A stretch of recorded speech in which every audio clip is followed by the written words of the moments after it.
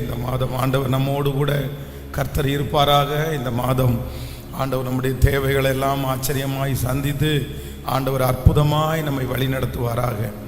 இந்த மாதம் ஆண்டவர் பல இடங்களிலே நம்முடைய தலைகளை ஆண்டவர் உயர்த்துவாராக. இந்த மாதம் ஆண்டவர் நம்முடைய தேவைகளை எல்லாம் ஆச்சரியமாய் கர்த்தர் சந்திப்பாராக. இந்த மாதம் நாம் பண்ணுகிற எல்லா பிரயாணத்திலையும் ஆண்டவருடைய கிருபை நம்மை முழுவதுமாய் இருந்து கர்த்தர் நம்மை கிருபையாய் பாதுகாப்பாராக. இந்த மாதம் நமக்கு முன்பாக இருக்கிற தேவைகளை எல்லாம் ஆண்டவர் கிருபையாய் கர்த்தர் சந்தித்து நம்மை மிக அற்புதமாய் ஆண்டவர் கர்த்தர் வழி நடத்துவாராக. ஆண்டவரோடு உள்ள அந்த தொடர்புகளை விட்டுவிடாமல் பாதுகாக்க வேண்டியது நம்மேல் விழுந்த கடமை. பாருங்க, திருச்சபையில் உங்களுக்கு தெரியும்னு நினைக்கிறேன், ஒரு வயதான ஐயா அவரை மாதிரி ப்ரேயர் பண்ண யாரையுமே நான் பார்த்ததே இல்லை. நான் சொல்கிறேனே, அவர் என்ன பண்ணுவார்னா, இந்த பலிபீடத்துக்கு முன்பாக அவர் முழங்கால் படியிடும் போது அவருக்கே தெரியாமல் என்னுடைய மொபைலை நான் ரெக்கார்டு ஆன் பண்ணி அப்படியே கொண்டு போய் அவர் பக்கத்தில் வைப்பேன். ஏன்னா அவர் சும்மா சாதாரணமாக எனக்கு அதை தாருங்க ஆண்டவரே, இதை தாருங்க ஆண்டவரே அப்படின்லாம் ஜெபம் பண்ண மாட்டார். அவருடைய ஜெபம் அவ்வளோ டேஸ்டாக இருக்கும், அவ்வளோ நல்லா இருக்கும். ஆண்டவர் அவர் வர்ணிக்கிற வார்த்தை, ஆண்டவரை புகழுகிற வார்த்தை, அவர் பாடுகிற அவ்வளோ நல்லா இருக்கும். நான் பாஸ்டர் அரியலூர் வெஸ்லி அவர்களுடைய ஜபத்தை தவிர ஒரு ஜபத்தை நான் அதிகமாய் ரசித்தது உண்டானால் அந்த ஐயாவுடைய ஜபந்தான். ஆனால் திடீரென்று அவருக்கு ஒரு மன அழுத்தம் ஆயிடுச்சு. அந்த அழுத்தத்தில் ஃபஸ்ட்டு அவர் சொன்னது என்ன அப்படின்னா, பேசாமல் நான் தற்கொலை பண்ணிக்கட்டுமா. அப்போ நான் அப்போவே அவங்கள்ட்ட சொன்னேன், ஐயா நீ உங்கள் வாயிலிருந்து இந்த வார்த்தை வரவே கூடாது, நீங்கள் இதை பேசவே கூடாது, இதுக்கு மன்னிப்பு கேளுங்க, இனி இந்த மாதிரி வார்த்தை உங்கள் வாயிலிருந்து பேசாதீங்க அப்படின்னு சொன்னேன். அந்த ஒரு வார்த்தை பாருங்க, அடுத்து திரும்ப ஒரு வாரம் தாண்டி இல்லை எதுக்குமே நான் இந்த ஊரில் இந்த உலகத்தில் இருக்க முடியாது போல தெரியுது, நம்ம என்னத்தை பெருசாக கொண்டு வந்தோம், என்னத்தை சம்பாரித்து வச்சோம், என்னத்தை அனுபவித்தோம், பேசாமல் செத்து போயிட்டா தான் பரவாயில்ல அப்படின்னு 2வது டைம் வருது. 2வது டைம் வந்த வார்த்தை 3வது டைம், 5வது டைம், 10வது டைம்.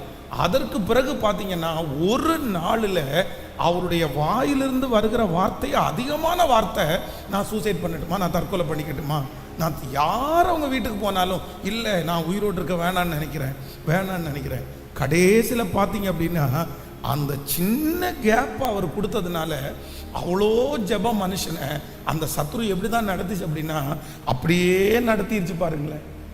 அதனால ஆண்டவருடைய பிள்ளைகளே, ஒன்று நீங்கள் நினைத்து கொள்ளுங்கள், பரிசுத்தமாக நம்ம வாழணும் அப்படின்னு நம்ம நினைச்சா நம்ம என்ன பண்ணக்கூடாதுன்னா, ஒரு சின்ன இடம் கூட நம்ம என்ன பண்ணக்கூடாது, அதை ரொம்ப ஜாக்கிரதையாக நம்ம பாதுகாத்தா போதும். நம்ம கண்டிப்பாக சொல்கிறேன், இந்த மாதம் ஆண்டவர் நம்மளை கிருபையாய் பரிசுத்தமாய் பாதுகாப்பாராக. இனி நான் இடம் கொடுக்க மாட்டேன். அது என் மனசில் தோன்றும் போதே அழிப்பேன். அதை ஃபஸ்ட் செய்வதற்கு ஆரம்பிக்கும் போதே உடனே பாருங்க, யோசேப்பை குறித்து வேதம் சொல்லுகிறது, அந்த போத்திபாருடைய மனைவியினுடைய டார்ச்சர் ஒரு நாள் கிடையாது, அது கண்டினியூவாக நடக்குது.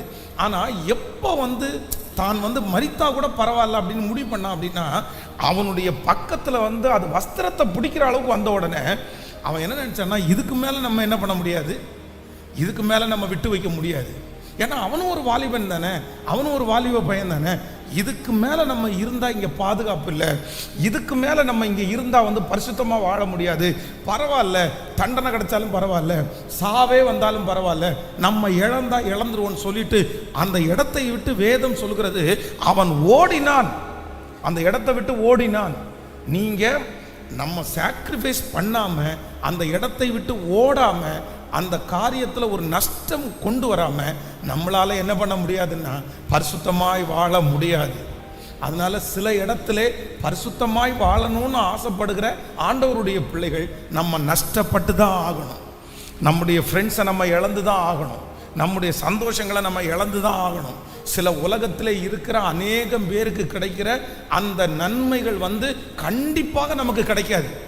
அதுவும் வேணும் இதுவும் வேணும்னு சொன்னால் கண்டிப்பாக நம்ம வெற்றி அடையவே முடியாது.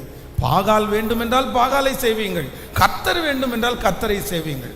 அதனால ஆண்டவருடைய பிள்ளைகளே, சிலர் வந்து என்ன நினைப்பாங்கன்னா, அங்கேயும் ஒரு கால் வச்சுக்குவோம், இங்கேயும் ஒரு கால் வச்சுக்கிறோம். இல்லை, அந்த மாதிரி நீங்க ரெண்டு, இருமனம் உள்ளவன் தன் வழியில் எல்லாம் நிலையற்றவன். நீங்க இருமனமா இருந்துட்டோம் அப்படின்னு சொன்னா நம்ம நிலையா நிற்க முடியாது. அதனால பரிசுத்தமாய் வாழ்கிறதற்கு சிலதை நம்ம இழந்துதான் ஆகணும். இழக்கிறதற்கு ஆயத்தமா இருக்கிறவர்கள் பரிசுத்தமாய் வாழ்வது ரொம்ப சுலபமான ஒன்று. ஆமேன் சொல்லுங்க பார்க்கலாம். அப்படியே எழுமி நிற்கலாமா? எல்லாரும் தேவ சமூகத்தில் எழுமி நின்று, கர்த்தர் இந்த மாதத்தை நமக்கு கிருபையாய் ஆண்டவர் ஆசீர்வாதமாய் தந்திருக்கிறார். செழிப்பாய் ஆண்டவர் நமக்கு தரப்போகிறார். ஹல்லேலூயா. இந்த மாதம் ஆண்டவர் ஆச்சரியமாய் நம்மை கர்த்தர் நடத்த போகிறார். அவருடைய கிருபை இந்த மாதம் விளங்க போகிறது. எல்லாருடைய கரங்களை மேலே உயர்த்தி நன்றி ஆண்டவரேன்னு சொல்லுங்க. மனதார நன்றி சொல்லுங்க. கடந்த மாதம் நீர் கொடுத்த ஆகாரத்திற்காக நன்றி. கடந்த மாதம் நீர் கொடுத்த பாதுகாப்பிற்காக நன்றி ஆண்டவரே. கடந்த மாதம் ஆண்டவரே என்னை ஆண்டவரே தனிப்பட்ட விதத்திலே நீர் என்னை நடத்தினதற்காக நன்றி. சத்தத்தை உயர்த்தி எல்லாரும் முழு பலத்தோட அப்பா நன்றி எல்லாரும் சொல்லுங்க. நன்றி சொல்லுங்க. உங்க வாயின் வார்த்தைகள் நன்றியினால நிரம்பட்டும்.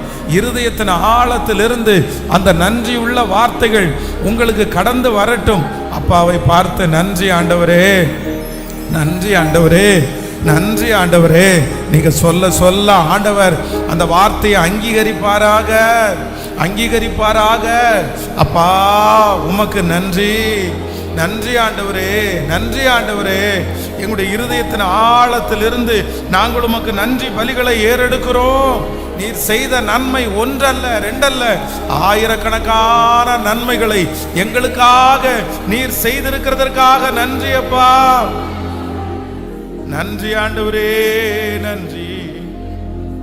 ஒடுக்கப்படுவோருக்கு நீர் அடைக்கலமானவர் ஆண்டவரே.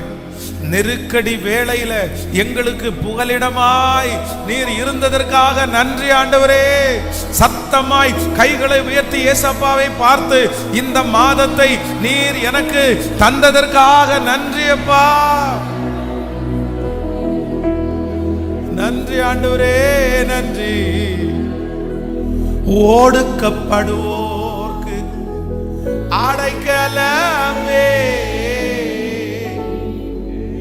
நெருக்கடி வேளை புகலிடமே. சொல்லுவோம். ஒடுக்கப்படுவோர்க்கு அடைக்கலமே, நெருக்கடி வேளை புகலிடமே. நெருக்கடி வேளையில் புகலிடமே, நெருக்கடி வேளையில் புகலி. இப்ப சொல்ல உன்னதமானவரே, உன்னதமானவரே. என் உறைவிடம் நீர்தான், என் உறைவிடம் நீர்தானே. உன்னதமானவரே, உன்னதமானவரே. என் உறைவிடம் நீர்தானே.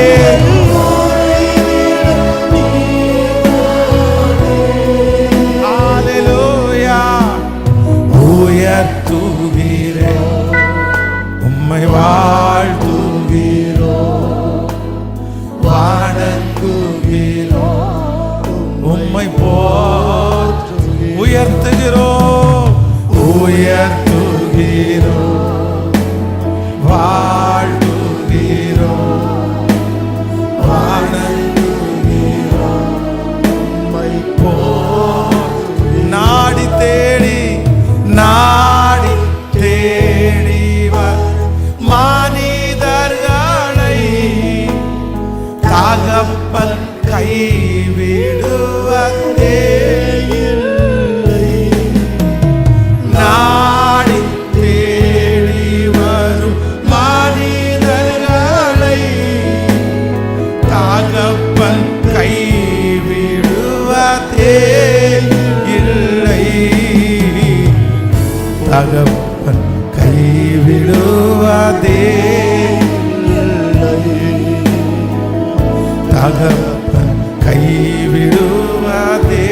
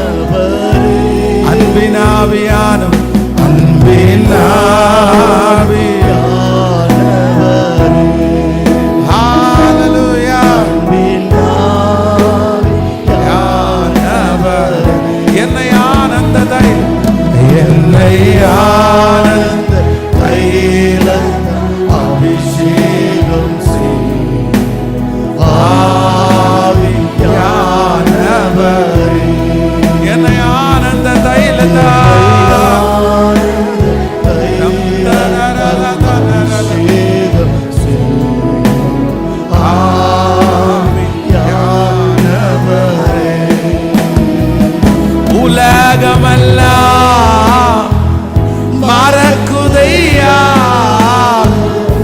உணர்வு எல்லாம் இனிக்குதையா.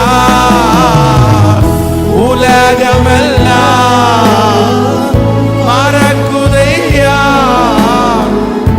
உணர்வு எல்லாம் இனிக்குதையா.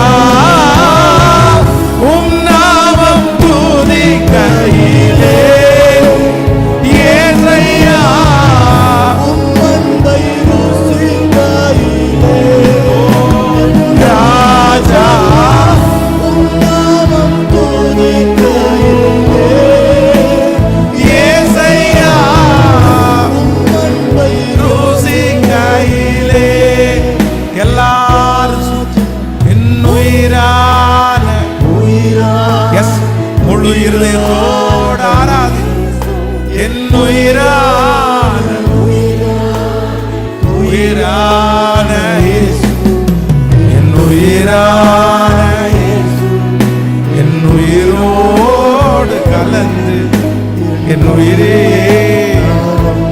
துதிப்பே,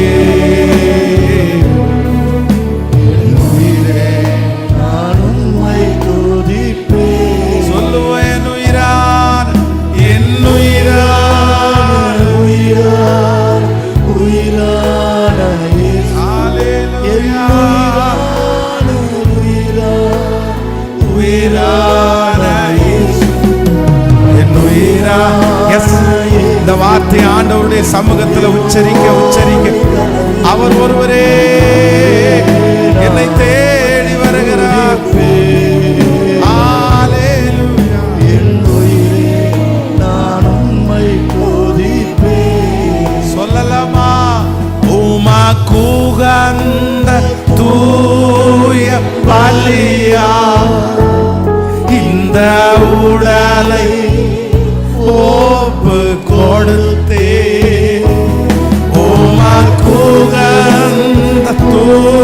அப்பா, இந்த மாதம் முழுதும் நீர் நடத்தும் ஆண்டவரே, உடலை ஒப்பு கொடுத்தேன். ஆட்கொண்டு என்னை. இந்த வார்த்தையை உச்சரிக்க உச்சரிக்க அவருடைய மகிமை நம்மை தேடி வருகிறது. ஓ, என்ன ஆட்கொள்ளுங்க ஆண்டவரே, ஆட்கொண்டு நடத்தும் அபிஷேகத்தால். இப்போ கரங்களை வெற்றி சத்தமாய் உங்க சத்தம் உயரட்டும். அவருடைய அசைவாடு, அவருடைய மகிமை நம்மத்திலே. ஆராதிங்க சிஸ்டர், ஆராதிங்க ஆராதிங்க ஆராதிங்க. உண்மையா அப்பாவை ஆராதிச்சு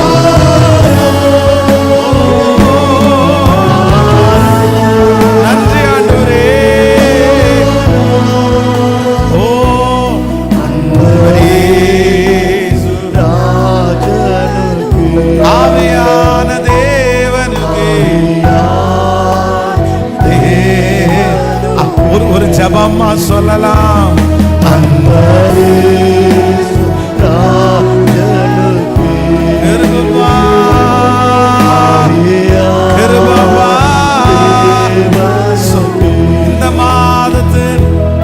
இந்த மாதத்தின் ஒவ்வொரு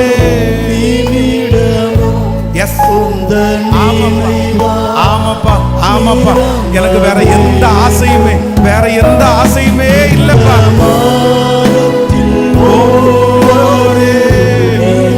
கேளு கேளு, திரும்ப திரும்ப கைகளை வெத்தி இந்த மாதத்தில் ஆமாப்பா அப்பா, என்னுடைய உச்சம் தலையிலிருந்து உள்ளங்கால் வரைக்கும் நிரம்ப வேண்டும் என் வாயின் வார்த்தை.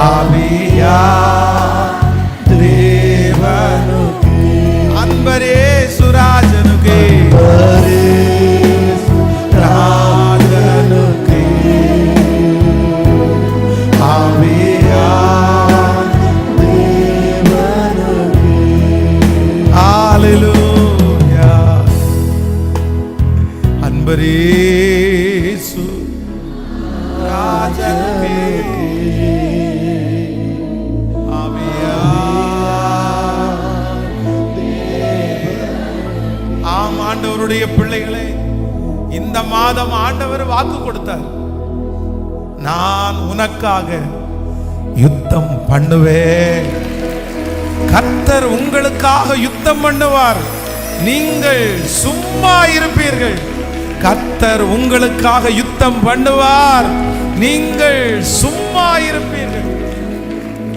இந்த யுத்தம் வெறும் மனிதனோடு மட்டுமல்ல, இந்த யுத்தம் வெறும் மாமிசத்தோடு மட்டுமல்ல, அந்தகார லோகாதிபதிகளோடு யுத்தம் பண்ணி இந்த மாதத்திலே நமக்கு விரோதமாய் எழும்புகிற அத்தனை சக்திகளையும் முறியடிக்கிறதற்கு இயேசு பெரியவராய் இருக்கிறதற்காய் நல்ல கரங்களை முழு பலத்தோட தட்டி கர்த்தர் வாக்கு கொடுக்கிறார். அந்த ஏராளமான கூட்டத்தை பார்த்து நீ பயப்படாதே, மனிதர்களை பார்த்து நீ பயப்படாதே, நான் உனக்காக யுத்தம் பண்ணுவேன், யுத்தம் பண்ணுவேன். இந்த மாதம் எனக்காக கர்த்தர் யுத்தம் பண்ணுகிற மாதம், நமக்காக கர்த்தர் யுத்தம் பண்ணுகிற மாதம். அநேக வருடமாய் உங்களுக்காக, உங்களுக்கு விரோதமாய் யுத்தங்கள் நடந்து கொண்டே இருக்கிறது. ஆனால் இந்த மாதம் ஆண்டவர் தன்னுடைய கையிலே பட்டயத்தை எடுத்து உங்களுக்காக போராடுகிற மாதம், உங்களுக்காக யுத்தம் பண்ணுகிற மாதம். இந்த மாதம் கர்த்தர் வாக்கு கொடுக்கிறார், நான் சும்மா இருக்க மாட்டேன், அமைதியாய் இருக்க மாட்டேன். இதுவரையிலையும் ஆண்டவர் பொறுத்திருந்தார், இதுவரையிலும் கர்த்தர் அமைதியாய் இருந்தார். ஆனால் இந்த மாதம் கர்த்தர் தன் சிங்காசனத்தை விட்டு எழும்பி தன்னுடைய பிள்ளைக்காக நியாயம் தீர்க்கிற, தன்னுடைய பிள்ளைக்காக வழக்காடுகிற, தன்னுடைய பிள்ளைக்காக யுத்தம் பண்ணுகிற, உங்களுக்காக யுத்தம் பண்ணுகிற ஒரு மாதமாய் நம்புறவங்க கரங்களை தட்டி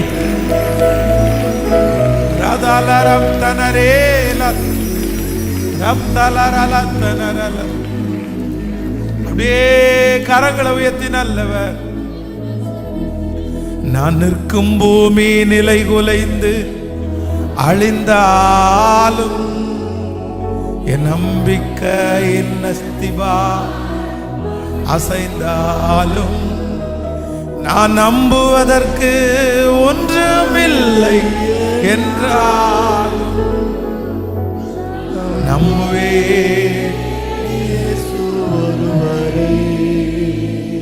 நான் நம்புவதற்கு ஒன்றுமில்லை.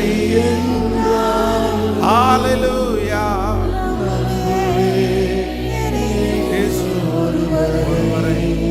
நான் நம்புற ஆண்டவரே, இந்த மாதம் நீர் எனக்காக யுத்தம் பண்ணுகிறதற்காக நன்றி. என் குடும்பத்திற்காக யுத்தம் பண்ணுகிறதற்காக நன்றி. என்னுடைய கணவனுக்காக யுத்தம் பண்ணுகிறதற்காக நன்றி. என் மனைவிக்காக நீர் யுத்தம் பண்ணுகிறதற்காக நன்றி. இந்த மாதம் கர்த்தர் எனக்காக ஆரம்பிக்கிறார். உங்க கிருபை கரம் முழுவதுமாய் எங்கள் எல்லாரையும் நடத்தட்டும் ஆண்டவர். இந்த மாதத்தில் ஒரு பெரிய அற்புதமான சாட்சி எங்களுடைய வாயின் மூலமாய் அநேகர் கேட்க போகிறதற்காக நன்றி ஆண்டவர். நீர் கூட இருக்கிறீர் என்கிறதை ஒரு இடத்துல அல்ல, நாங்கள் போகிற இடத்திலெல்லாம் நீர் எங்களோடு கூட இருக்கிறீர் என்கிறதை நிரூபிக்க போகிறதற்காக உமக்கு ஸ்தோத்திரம். நிரூபிக்க போகிறதற்காக ஸ்தோத்திரம். அதிசயமாய் நீர் வழி நடத்துவீராக.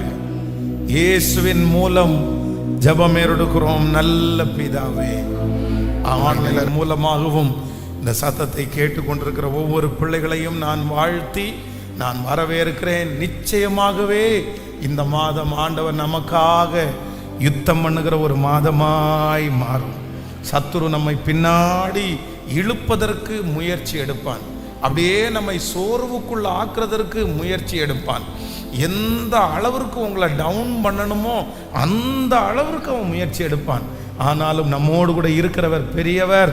அவர் நம்மளை தட்டி கொடுத்துட்டே இருப்பார், அவர் நம்மளை உற்சாகப்படுத்திட்டே இருப்பார். அவர் நம்மோடு கூட இருக்கிறேன் என்கிறதை கர்த்தர் நிரூபிக்கிறதற்கு வல்லவராய் இருக்கிறார். யாரும் பின்னாடி மட்டும் போகக்கூடாது. எப்படி போகணும் அப்படின்னு சொன்னால் முன்னாடி போகணும். ஆமேன் சொல்லுங்க.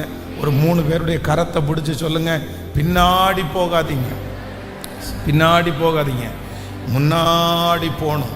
சத்துரு உங்களை பின்பாக இழுக்க இழுக்க நீங்க ஆண்டவரிடத்துல கிருபை கேட்கணும், கிருபை கேட்கணும். வேதம் சொல்லுகிறது, அழுகையின் பள்ளத்தாக்கை உருவ நடந்து, சொல்லுங்க, அழுகையின் பள்ளத்தாக்கை உருவ நடந்து. அப்போ சில நேரங்களில் ஆண்டவர் நம்மளை எப்படி நடத்துவார்னா, அழுகையின் பள்ளத்தாக்க உருவ நடக்க பண்ணுகிறவர். கண்ணில் தண்ணியா ஊத்தும், அழுகையா வரும், ஆனா அழுதுட்டு உட்கார மாட்டோம். அழுதுட்டு ஆண்டவர் என்ன பண்ணுவாராமா, நம்மை நடக்க வைக்கிற கர்த்தர். நான் நம்புறேன், உலகத்தில் இருக்கிற மனிதர்களுக்கும் நமக்கும் இருக்கிற ஒரு பெரிய வித்தியாசம் என்னன்னா, அவங்க அழுதுட்டு ஒரு இடத்துல உட்காருவாங்க, அவங்க அழுதுட்டு ஒரு இடத்துல சோர்ந்து போவாங்க. ஆனால் நம்ம அப்படி இல்லை, கண்ணீரோட விதைச்சிட்டே போவோம், அழுதுட்டு நடந்து போவோம். ஆனால் ஒரு நாள் நாம் அறுத்த அரிக்கட்டுகளை சுமந்து கம்பீரத்தோட திரும்பி வருவோம். ஸோ நீங்கள் கம்பீரத்தோட திரும்பி வர கர்த்தர் உங்களுக்கு கிருபையாய் மனம் இறங்குவார். கர்த்தருக்கு ஸ்தோத்திரம். எனக்கு மிகுந்த கடன் பிரச்சனையினால் வேதனைப்பட்டு கொண்டு இருந்தேன். கடந்த 2 மாதங்களுக்கு முன்பு யூடியூப்பில் கம்ஃபர்ட் சர்ச்சினுடைய ஜெபத்தை கேட்டேன். விசுவாசத்தோடு கர்த்தரிடத்தில் என் கடன் பிரச்சனை என்னை விட்டு நீங்கினால் சாட்சி சொல்லுவேன் என்று பொருத்தனை செய்தேன். இப்பொழுது கர்த்தருடைய பெரிதான கிருபையினால் என் கடன் முழுவதும் தீரவும், என் கணவருக்கும் கர்த்தர் நல்ல தேசத்தில் நல்ல வேலை கிடைக்கவும் கர்த்தர் உதவி செய்தார். கடனை அடைக்க முடியும் என்கிறதற்கு கர்த்தர் என்னை ஒரு பெரிய சாட்சியாய் நிறுத்தினதற்காக நல்ல கரங்களை தட்டி ஆமேன். நம்முடைய ஆண்டவர் கடன்களிலிருந்து விடுதலை கொடுக்கிற ஒரு நல்ல கர்த்தர். கர்த்தருக்கு ஸ்தோத்திரம். என் பெயர் சிவகாமி ரெபேக்காள். நான் கிணத்துக்கடவு பகுதியில் வசித்து வருகிறேன். கடந்த 2023 கொடிசியாவில் நடைபெற்ற ஜெபத்தில் கலந்து கொண்டேன். அதில் பாரத்தோடு நீங்கள் கையெழுத்து போடுவீர்கள் என்று நீங்கள் ஜெபித்தீர்கள். கர்த்தருடைய பெரிதான கிருபையினால் இந்த வருடம் 2025வது வருடம் ஒரு இடத்தை வாங்கி அந்த பத்திரத்தில் கையெழுத்து போட கர்த்தர் உதவி செய்தார். ஊழியக்காரனுடைய வாயிலிருந்து புறப்பட வார்த்தையை கனம் பண்ணின கர்த்தருக்கு ஸ்தோத்திரம். நல்ல கரங்களை தட்டி ஆண்டவர் எழுப்பின சாட்சிகளுக்காய் கர்த்தருக்கு ஸ்தோத்திரம். என் பெயர் பென்னி எடிசன். நான் மதுரையில் வசித்து வருகிறேன். தீராத அல்சர் வியாதியினால் அவதிப்பட்டு வந்தேன். இந்த சமயத்தில் கடந்த 40 நாட்கள் தனி ஜெபத்தில் கலந்து கொண்டு ஜெபித்தேன். தற்போது ஆண்டவருடைய பெரிய கிருபையினால் எனக்கு பரிபூரணமான சுகத்தை கர்த்தர் தந்தார். அல்சர் வியாதியே காணாமல் போக பண்ணின தேவனுக்கு நல்ல கரங்களை தட்டி ஆமேன். கர்த்தருக்கு ஸ்தோத்திரம். கர்த்தருடைய நாமத்திற்கு மகிமை உண்டாகட்டும். மரியாதைக்குரிய பாஸ்டர் அவர்களுக்கு நாங்கள் 1 வருடத்திற்கு முன்பாக கோயம்புத்தூரில் உள்ள நாம் சபைக்கு வந்தோம். சொந்த வீடு கட்டுவதற்காக ஜெபிக்க வேண்டி கொண்டிருந்தோம். கர்த்தருடைய மேலான கிருபையினால் கடந்த மாதம் 30ஆம் தேதி வீடு கட்டி பிரதிஷ்டை செய்ய கர்த்தர் கிருபை செய்தார்.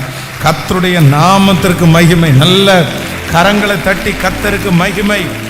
என் பெயர் ஜெயப்பிரகாஷ். என் மனைவி தெபோராள். எனக்கு திருமணமாகி 4 வருடங்கள் ஆகிறது. என் மனைவி 2 முறை அபார்ஷன் ஆகிவிட்டது. முதல் குழந்தை 4 மாதத்திலே ஸ்கேன் செய்து மருத்துவர்கள் குழந்தை சுத்தமாக ஹார்ட் பீட் இல்லை என்று அட்மிட் செய்து விட்டார்கள். 2வது முறையும் என் மனைவி கருவுற்று மருத்துவர்கள் ஸ்கேன் செய்து குழந்தைக்கு முதுகுத்தண்டு வளர்ச்சியே இல்லை என்று, குழந்தை வயிற்றிலேயே இறந்து விட்டது என்று அபார்ட் செய்து விட்டார்கள். நாங்கள் பாஸ்டரிடம் இதை கூறி ஜெபித்தோம். எங்களுக்காக மிகவும் பாரப்பட்டு ஜெபித்தார்கள். நாங்களும் விசுவாசித்து தொடர்ந்து ஜெபித்து கொண்டே இருந்தோம். ஒரு நாள் பாஸ்டர் கொடுத்த செய்தியில் லூக்கா 10ஆம் அதிகாரம் 19வது வசனம், இதோ சர்ப்பங்களையும் தேள்களையும் மிதிக்கவும் சத்துருடைய சகல வல்லமைகளை மேற்கொள்ளவும் உங்களுக்கு அதிகாரம் கொடுக்கிறேன், ஒன்றும் உங்களை சேதப்படுத்த மாட்டாது என்ற வார்த்தையை கர்த்தர் எங்களோட பேசினார். அந்த வார்த்தையை நாங்கள் முழு மனதோடு விசுவாசித்தோம். 3ஆம் முறை என் மனைவி கருவுற்றாள். நாங்கள் மருத்துவரிடம் செல்லவே பயந்தோம். 5ஆம் மாதம் ஸ்கேன் செய்த போது மருத்துவர்கள் குழந்தை நன்றாக இருப்பதாய் கூறினார்கள். கர்த்தர் கொடுத்த வாக்குத்தத்தத்தின்படி ஒன்றும் சேதமில்லாமல் ஒரு அழகான ஆண் குழந்தையை சுக பிரசவத்தோடு பெற்றெடுப்பதற்கு கர்த்தர் உதவி செய்தார். நல்ல கரங்களை தட்டி, கைகளை மேல கரங்களை தட்டி, பரலோகத்தின் தேவனாகிய கர்த்தர், காரியங்களை கைகூடி வழ பண்ண தேவனாகிய கர்த்தர், இந்த மாதம் நாம் கரங்களை தட்டி கொண்டு ஆமோதிக்கிற ஒவ்வொருவருக்கும் ஒரு அற்புதத்தின் மாதமாய் இந்த மாதம் மாறுவதாக. ஹல்லேலூயா. கரங்களை அசைத்து ஒரு ஹல்லேலூயா. இந்த மாதம் தான் நாங்கள் திருமண நாளை இந்த மாதம் தான் பார்க்கிறோம். இந்த மாதம் மேரேஜ் டேட் வர்றவங்க அப்படியே எழுப்பி நில்லுங்க பார்க்கலாம். ஓ ஆமேன். நல்ல கரங்களை தட்டி ஆண்டவரை வாழ்த்துக்கள் வாழ்த்துக்கள் வாழ்த்துக்கள். உங்க எல்லாருக்கும் திருமண நாள் வாழ்த்துக்கள். ஆண்டவர் உங்களை நீடூடி வாழ பண்ணுவாராக. உங்களுக்குள்ள ரொம்ப ஐக்கியத்தை கர்த்தர் தருவாராக. நான் இன்னைக்கு 40 years 40 வருஷம். ஆனால் நிறைய பேர் என்னை பார்த்து அப்பா அப்படின்னு கூப்பிட்றாங்க, பாஸ்டர் அம்மாவை பார்த்து அம்மான்னு கூப்பிட்றாங்க. அப்படி ஒரு மதிப்புக்குரியவங்களாக ஆண்டவர் எங்களை வச்சிருக்கிறது மாதிரி உங்கள் எல்லாரையும் ஆண்டவர் மதிப்புக்குரியவர்களாய் கர்த்தர் மாற்றுவார் என்று உங்களை ஆசீர்வதிக்கிறேன். ஆண்டவரே, உம்முடைய பிள்ளைகளை ஆசீர்வதிக்கிறேன். பார்க்கிறவர்கள் நிறைய பேர் இவங்களை பார்க்கும்போது எப்படி இவங்க இப்படி வாழ்றாங்க, இவ்வளோ சந்தோஷமா ஆண்டவர் உங்களை வச்சிருக்கிறாரு அப்படின்னு ஆச்சரியப்படுற அளவுக்கு, பிரமிக்கிற அளவிற்கு உங்க பிள்ளைகளை மனதார நான் ஆசீர்வதித்து நான் ஜெபிக்கிறேன். சண்டைகள், வாக்குவாதங்கள், மன கஷ்டங்கள் ஒன்று கூட உங்க பிள்ளைக்கு வரக்கூடாது ஆண்டவரே. உங்க பிள்ளைகளை வேலி அடைங்க. ஆன்லைன்ல ஆண்டவரே திருமண நாளை பார்க்கிற பிள்ளைகளையும் கர்த்தருடைய கரம் வழி நடத்தட்டும் சாமி. மனதார ஆசீர்வதிக்கிறோம். இயேசுவின் மூலம் ஜெபம் எடுக்கிறோம் நல்ல பிதாவே, ஆமென் ஆமென். உட்காருவோம். நல்ல இன்னொரு டைம் கரங்களை தட்டி. ஆமென். ஆண்டவர் உங்களை ஆசீர்வதிப்பார், உங்களை நடத்துவார். நேரடியாக நம்ம ஆண்டவருடைய வார்த்தைக்கு நேராய் நாம் கடந்து போகலாம். ஆண்டவர் இந்த மாதம் நமக்கு ரொம்ப அழகான ஒரு வாக்குத்தத்தத்தை ஆண்டவர் நமக்கு தந்திருக்கிறார். எல்லாரையும் எடுத்துக்கொள்ளலாம். யாத்திராகமம் 14ஆம் அதிகாரத்தினுடைய 14வது வசனத்தை நம்ம எல்லாரும் சேர்ந்து வாசிக்க போகிறோம். யாத்திராகமம் 14ஆம் அதிகாரத்தினுடைய 14வது வசனத்தை நம்ம எல்லாரும் சேர்ந்து வாசிக்க போகிறோம். கர்த்தர் உங்களுக்காக யுத்தம் பண்ணுவார், நீங்கள் சும்மா இருப்பீர்கள் என்றான். இன்னொரு விசை கூட எல்லாரும் வாசிக்கலாம். கர்த்தர் உங்களுக்காக யுத்தம் பண்ணுவார், நீங்கள் சும்மா இருப்பீர்கள் என்றார். கர்த்தருடைய பிள்ளைகளே, ஆண்டவர் இந்த மாதம் நமக்கு கர்த்தர் கொடுத்த ஒரு நல்ல வாக்குத்தத்தம், கர்த்தர் உங்களுக்காக யுத்தம் பண்ணுவார். இந்த மாதம் ஆண்டவர் நமக்காக யுத்தம் பண்ணுகிற ஒரு மாதமாக இருக்க போகிறது. எந்தெந்த இடத்துலெல்லாம் நாம் யுத்தம் பண்ணுவோமோ நான் நம்புகிறேன், சிலர் மாமிசத்தோடு நீங்கள் யுத்தம் பண்ணலாம், சிலர் அந்தகார லோகாதிபதிகளோடு யுத்தம் பண்ணலாம், சிலர் வீட்டுக்கு அருகாமையில் இருக்கிறவர்களோட யுத்தம் பண்ணலாம், சிலர் வேலை ஸ்தலத்திலே யுத்தம் பண்ணலாம். எங்கேயோ ஒரு இடத்துல உங்களுக்கு ஒரு யுத்தம் நடந்து கொண்டிருக்கலாம். ஆனால் ஆண்டவர் இந்த மாதம் வாக்கு கொடுக்கிறார், அந்த யுத்தத்தை அவர் கையிலே எடுப்பேன் என்று வாக்கு கொடுக்கிறார். நான் உனக்காக அந்த யுத்தத்தை கையிலே எடுத்து, இனி யுத்தம் உங்களுடையது அல்ல, இனி யுத்தம் நீங்கள் செய்ய வேண்டியதில்லை. ஆண்டவராகிய தேவன் வாக்கு கொடுக்கிறார், நான் உனக்காக யுத்தம் பண்ணுவேன். நம்முடைய தேவனாகிய கர்த்தர் எந்த இடத்திலையும் அவர் தோற்று போன தேவன் அல்ல. அவர் எங்கேயுமே தோற்று போகவில்லை. வேதம் சொல்லுகிறது, அவர் யுத்தத்திலே வல்லவர், அவர் யுத்தத்திலே ஜெய கொடியை நமக்காக நிறுத்துகிறவர். நான் நம்புகிறேன், இதுவரையிலும் உங்களுக்காக எத்தனையோ பேர் யுத்தம் பண்ணி இருக்கலாம், உங்கள் சார்பிலே உங்களுக்காக எத்தனையோ பேர் வழக்காடலாம்.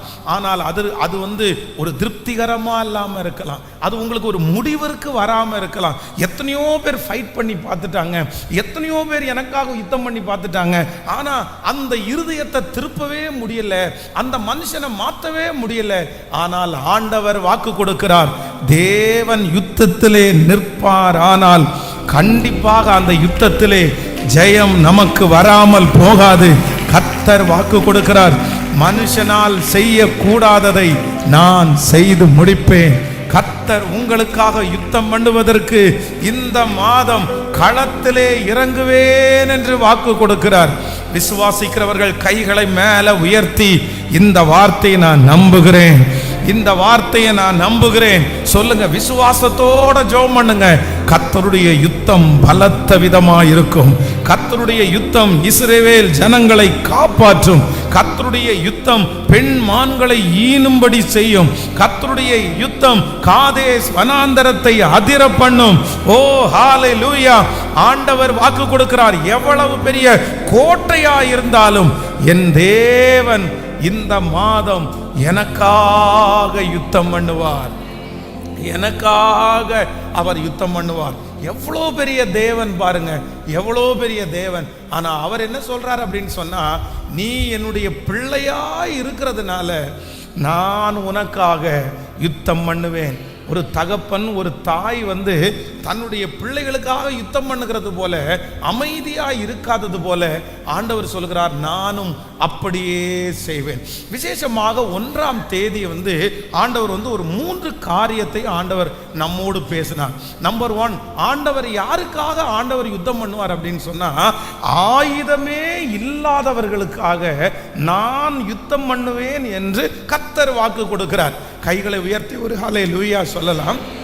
ஆண்டவருடைய பிள்ளைகளே, ஒருவேளை உங்களுக்கு விரோதமாய் யுத்தம் நடந்து கொண்டிருக்கிற அந்த யுத்தத்தை எதிர்ப்பதற்கு உங்க கையில ஆயுதங்கள் இல்லாம இருக்கலாம். அப்படின்னா அந்த மனுஷனை எதிர்க்கிற அளவுக்கு எனக்கு பணம் இல்லை, அந்த பிரச்சனையை எதிர்க்கிற அளவுக்கு எனக்கு ஞானம் பத்தாது, அந்த காரியத்தை எதிர்க்கிற அளவுக்கு எனக்கு ஆள் பலன் இல்லை, எனக்கு விரோதமாய் நடந்து கொண்டிருக்கிற யுத்தத்தை நான் எப்படி நடத்த போறேன். ஆனா நம்முடைய தேவன் யார் அப்படின்னு சொன்னா, வேதம் சொல்லுகிறது, நமக்காக அவர் யுத்தம் பண்ணுகிறவர். எப்ப யுத்தம் பண்ணுவார் அப்படின்னு சொன்னா, என்னுடைய கையிலே பட்டயம் இல்லை என்று தெரிந்து அமைதியாய் போகிறவர் அல்ல. என் கையில ஒன்னும் இல்லைன்னு தெரிஞ்சா அவர் இறங்கி எனக்காக யுத்தம் பண்ணுவதற்கு கர்த்தர் வல்லவராயிருக்கிறார். இந்த சத்தத்தை கேட்கிற நிறைய பேருடைய கையில, உங்க கையில பட்டயம் எதுவுமே இல்லை, அதை எதிர்க்கக்கூடிய திராணி எதுவுமே இல்லை, அந்த யுத்தத்தை நடத்துவதற்கு உங்க கையில பணம் இல்லை, அந்த யுத்தத்தை நடத்துவதற்கு உங்களுக்கு பேச்சு திறமை இல்லை. ஆனால் ஆண்டவர் வாக்கு கொடுக்கிறார், உன் கையிலே ஒன்றும் இல்லாதிருந்தாலும் இந்த யுத்தத்திலே நீ ஜெயித்து விடுவாய். சிம்சோன் கர்த்தர் அவனுடைய கையிலே ஒன்றும் இல்லாதிருந்தும் சிங்கத்தை கிழித்து போட்ட அந்த அபிஷேகத்தை கர்த்தர் கொடுத்தது போல, இன்று ஆயுதமே இல்லாமல் ஜெயத்தை நான் உனக்கு தருவேன் என்று கர்த்தர் வாக்கு கொடுக்கிறார். உங்க இருதயத்தினுடைய அங்கலாய்ப்பை தேவன் பார்த்திருக்கிறார், கர்த்தர் பார்த்திருக்கிறார். ஹல்லேலூயா. நம்பர் 2, இரண்டாவதாக ஆண்டவர் 1ஆம் தேதி நம்மோடு கூட பேசினார். ஆண்டவர் யாருக்காக யுத்தம் பண்ணுவார் அப்படின்னு சொன்னா, அப்படின்னா எதிராளிகளை விட பலவீனமாய் இருக்கிறவர்களுக்காக யுத்தம் பண்ணுகிறவர் நம்முடைய ஆண்டவர்.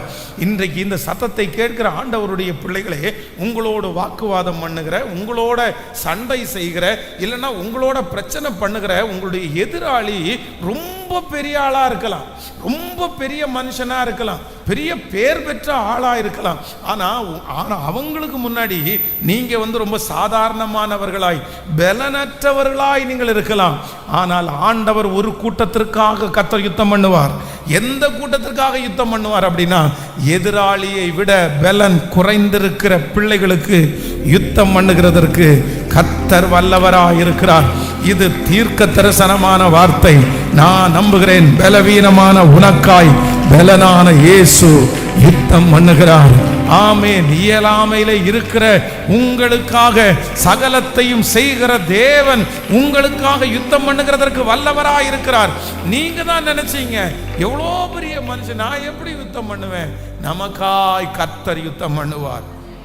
ஆமென். நம்பர் 3, மூன்றாவதாக ஆண்டவர் யாருக்காக கர்த்தர் யுத்தம் பண்ணுகிறார் அப்படின்னு சொன்னா, எல்லா விதத்திலையும் நமக்கு சமாதானமா இருந்து யாரோ 2 பேர், யாரோ ஒருத்தர் அந்த சூழ்நிலையில, அப்படின்னா எவ்வளோ உயர்ந்தாலும் எவ்வளோ வளர்ந்தாலும் அந்த ஒரு நபர் நம்மோட சண்டை போட்டுட்டே இருக்கலாம், அந்த ஒரு நபர் நம்மளை தாழ்த்திட்டே இருக்கலாம். எனக்கு எல்லா விதத்திலையும் எனக்கு ஓகே, எங்கேயுமே எனக்கு யுத்தம் இல்லை, ஆனா இந்த ஒரே ஒரு நபர் தான் எனக்கு பிரச்சனையா இருக்காங்க, இந்த 2 பேர் எனக்கு விரோதமா பண்ணிட்டே இருக்கிறாங்க, இதனாலே எனக்கு நிம்மதி இல்லை, இதனாலே எனக்கு வேலை செய்ய முடியல.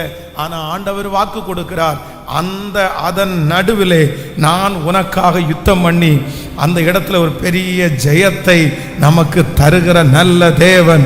கர்த்தர் நமக்காக யுத்தம் பண்ணுவார். ஒரு 10 விசை கைகளை மேல உயர்த்தி எல்லாரும் சொல்லுங்க பார்க்கலாம், கர்த்தர் எனக்காக,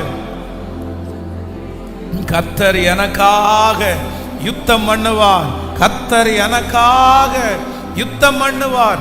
கர்த்தர் எனக்காக யுத்தம் பண்ணுவார். கர்த்தர் எனக்காக, என் பிள்ளைக்காக ஆண்டவர் யுத்தம் பண்ணுவார். என் கணவனாருக்காக ஆண்டவர் யுத்தம் பண்ணுவார். என் எதிர்கால வாழ்க்கைக்காக ஆண்டவர் யுத்தம் பண்ணுவார். இந்த யுத்தம் என்னுடையது அல்ல, இந்த யுத்தம் கர்த்தருடையது. இந்த யுத்தம் என்னுடையது அல்ல, இந்த யுத்தம் கர்த்தருடையது. நான் ஜெயத்தை பார்ப்பேன். கர்த்தர் என் கண்களால் ஜெயத்தை பார்க்கும்படியாய் செய்கிற ஒரு நல்ல தேவன். ஹல்லேலூயா. கர்த்தருடைய பிள்ளைகளே, இந்த வசனத்தை கடந்த நாட்களிலே நான் தியானித்து அதற்கு பிறகாக நான் நேற்றைக்கு இரவில் இந்த வார்த்தைக்காக நான் ஜெபித்து கொண்டிருக்கும் போது ஆண்டவர் அந்த இடத்துல ரொம்ப அழகாய் சொல்லுகிறார், கர்த்தர் உங்களுக்காக யுத்தம் பண்ணுவார், நீங்க சும்மா இருப்பீர்கள். நீங்க சும்மா இருப்பீர்கள். அப்போ ஆண்டவர் அந்த இடத்துல ஒரு வார்த்தையை சொல்றாரு, நீ என்ன பண்ணுவ அப்படின்னு சொன்னா, நீ சும்மா இருப்பாய். ஆண்டவருடைய வார்த்தை சொல்லுவது, ஒரு விதத்திலே நாம் செயல்படுவது நமக்கு பலனா இருக்கிறது, ஆனால் சும்மா இருப்பது பலன் அப்படின்னு ஆண்டவர் சொல்றாரு. சும்மா இருக்கிறது பலன். ஆண்டவருடைய பிள்ளைகள் சில இடங்களில் நம்ம என்ன பண்ணணும் அப்படின்னு சொன்னா, எதுவுமே பண்ணாம யுத்தம் பண்ணாம சும்மா இருக்கிறதுக்குரிய கிருபையா ஆண்டவரிடத்துல கேட்கணும். ஆனா நமக்கு நிறைய பேருக்கு முடியாத ஒன்று என்ன அப்படின்னா, நம்மளால சும்மா இருக்க முடியாது. நம்ம எப்படி பார்த்துட்டு சும்மா இருப்போம் பாருங்க. ஆண்டவர் தான் கடைசியாக சீடர்களை பார்த்து இந்த மாதிரி நம்ம ஜெபம் பண்ணணும், என் கூட வாங்க அப்படின்னு சொன்னார். ஆனால் சீடர்கள் எல்லாருடைய கண்களும் நித்திரை மயக்கமாக இருந்ததுனால எல்லாரும் பார்த்தீங்கன்னா தூங்கிட்டாங்க. ஆனால் கடைசியில் பேதுரு தன்னுடைய கைகளிலே இருக்கிற பட்டயத்தை எடுத்து அங்கே இருக்கிற மல்கூஸ் அப்படின்ற ஒருத்தருடைய காதை வெட்டுறாரு. அப்போ ஆண்டவர் என்ன சொல்றாரு அப்படின்னா, பட்டயத்தை எடுக்கிறவர்கள் பட்டயத்தாலே மடிவார்கள், உன் பட்டயத்தை நீ உரையிலே போடு. நீ என்ன யுத்தம் பண்ற? நீ யுத்தம் பண்ண வேண்டிய நேரம் அல்ல, நீ சும்மா இருக்க வேண்டிய நேரம். ஆண்டவருடைய பிள்ளைகள், இன்றைக்கு உங்களுக்கு எதிராக எத்தனை பேர் இருந்தாலும், உங்களுக்கு எதிராக எத்தனை சக்திகள் இருந்தாலும், ஆண்டவரிடத்துல எந்த கிருபையை கேட்கணும் அப்படின்னு சொன்னா, ஆண்டவரே நான் என்னவா இருக்கணும்னா, நான் சும்மா இருக்கணும், நான் சும்மா இருக்கணும். நீங்க சும்மா இல்லாவிட்டால் ஆண்டவர் உங்களுக்காக யுத்தம் பண்ண முடியாது. நீங்க போய் அந்த இடத்துல பேசினா ஆண்டவர் உங்களுக்காக பேச முடியாது. நீங்க அந்த இடத்துல போய் மற்றவர்களோட சண்டை போட்டா ஆண்டவர் அந்த இடத்துல இருக்கவே முடியாது. ஆனால் நான் நம்புகிறேன், நீங்க சும்மா இருப்பீர்களேயானால் உங்களுக்காக யுத்தம் பண்ணுகிறதற்கு கர்த்தர் தேடி வருகிற தேவனா இருக்கிறார். அப்போ இந்த வார்த்தை எனக்கு ரொம்ப பிடிச்சிருச்சு. ஆண்டவர் என்ன சொல்றாரு அப்படின்னா, நீங்க சும்மா இருங்க, நீங்க சும்மா இருங்க. அப்போ நான் நேற்றைக்கு இரவில் இந்த பகுதியை வாசித்து கொண்டிருக்கும் போது ஆண்டவர் சும்மா இருங்க, நீங்க எதுவுமே பண்ண வேண்டாம், நீ அமைதியா இருப்பா, நீ கொஞ்ச நேரம் பொறுத்திருப்பா அப்படின்னு சொல்லுகிற இந்த சூழ்நிலையை நான் தியானித்தேன். எந்த சூழ்நிலையில ஆண்டவர் ஒரு தேவனுடைய பிள்ளைய சும்மா இருக்க சொல்றாரு? இப்போ இந்த இஸ்ரவேல் ஜனங்கள் ஏற்கனவே எகிப்தினுடைய அடிமைத்தனத்திலே 400 வருடங்கள் பக்கத்திலே இருந்தார்கள். இப்போ ஆண்டவர் 10 வாதையை அனுமதித்து கர்த்தர் பொன்னோடும் பொருளோடும் அவர்களை புறப்பட செய்தார். இப்போ எல்லாரும் வர்றாங்க. வருகிற வழியில பார்த்தீங்க அப்படின்னு சொன்னா, பின்னாடி பார்வோனுடைய சேனை, ஆண்டவர் மறுபடியும் பார்வோனுடைய இருதயத்தை கடினப்படுத்தி பார்வோனுடைய சேனை துரத்தி கொண்டே வருகிறது. முன்னாடி செங்கடல் இருக்கிறது. நீங்க ஒரு வசனத்தை வாசிங்க பார்க்கலாமே, எடுத்துக்கொள்ளலாம். நீங்கள் 14ஆம் அதிகாரம், யாத்ராகமம் 14ஆம் அதிகாரத்தினுடைய 8வது வசனத்தை வாசிக்கலாமா?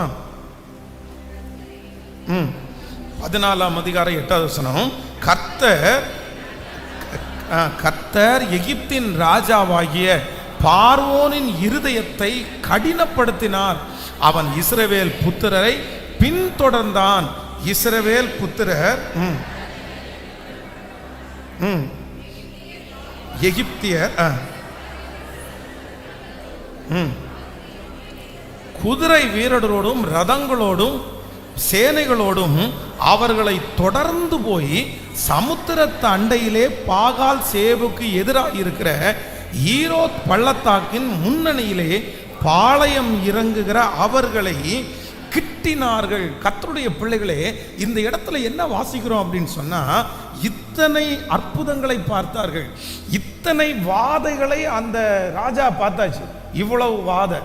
ஆனா என்ன அப்படின்னு சொன்னா, இந்த பார்வோனுடைய இருதயமும் அவனோடு கூட சேர்ந்தவர்களுடைய இருதயமும் என்ன ஆச்சு அப்படின்னா ரொம்ப கடினமா மாறிடுச்சு, ரொம்ப கடினமா மாறிடுச்சு.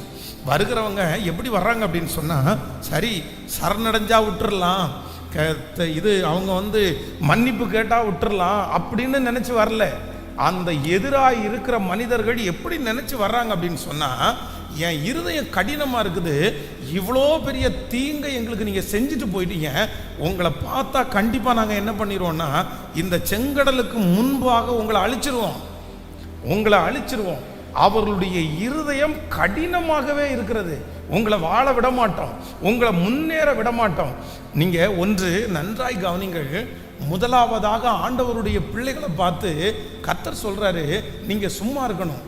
எப்ப சும்மா இருக்கணும்னு ஆண்டவர் சொல்றாரு, நமக்கு எதிராக இருக்கிற எதிரிகளுடைய இருதயம் கடினமானாலும் நம்ம எப்படி இருக்கணுமா மாமா?